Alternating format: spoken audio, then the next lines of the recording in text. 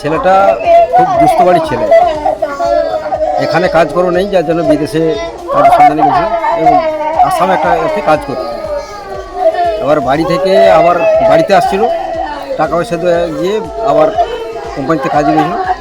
রাস্তা আসামে ওই একটা রাস্তাতে বাস অ্যাক্সিডেন্টে। ও কি একমাত্রই ছেলে? হ্যাঁ, বাবার একমাত্র অবলম্বন ছেলেটি, এছাড়া বাবা হার্ট অ্যাটাক রুগী, মাও রুগী, মাও খুব অসুস্থ, এখন বর্তমান কান্নায় ভেঙে পড়েছে, কথা বলার অবস্থায় নেই, আর পাশে দাঁড়ার মতো ওদের কেউ তো নেই।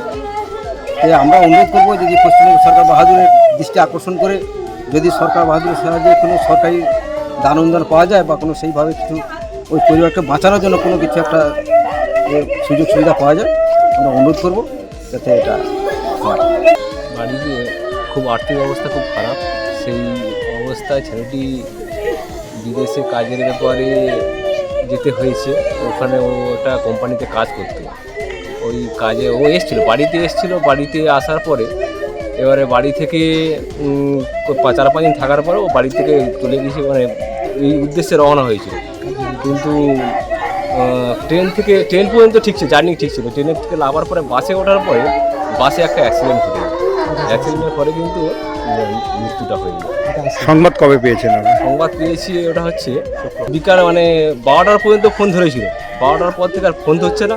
আর ওর ওইখানে নামার কথা ছিল 5টার সময়, কিন্তু 5টার পর থেকে 5টার পরে জানে ফোন নেমে গেলে ওখানটা তাহলে আমার ফোনটা হবে, 5টার পরে যখন ফোন করা দেখা যাচ্ছে যে আর ফোনে আর যোগাযোগ করা যাচ্ছে না। সেই জন্যেই মোটামুটি তারপর থেকেই আমাদের মনের মধ্যে একটা সন্দেহ তৈরি হলো যে তাহলে ছেলেটা গেল কোথায়।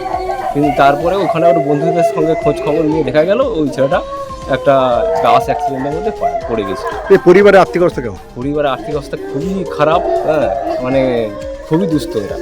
একমাত্রই ছেলে? একমাত্র ছেলে, একটা ছেলে একটা মেয়ে, আর এটাই একমাত্র উপার্জনের পথ ছিল।